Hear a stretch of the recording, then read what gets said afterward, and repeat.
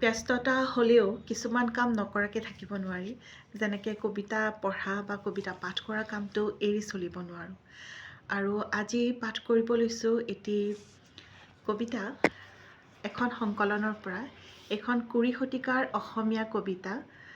এইখন সম্পাদনা কৰিছিল নীলমণি ফুকন ছাৰে। আৰু তাত পঢ়িব পালোঁ, যি সততে পঢ়িব পোৱা নাযায়, হোমেন বৰগোহাঁই ছাৰৰ 3টিমান কবিতা সন্নিৱিষ্ট কৰা আছে। 2টি কবিতা সন্নিৱিষ্ট কৰা আছে। ইয়াৰে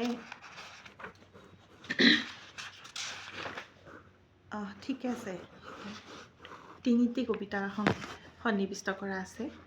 ইয়াৰে মই ৰাতি শীৰ্ষক কবিতাটি পাঠ কৰিব ওলাইছোঁ, শুনিবচোন।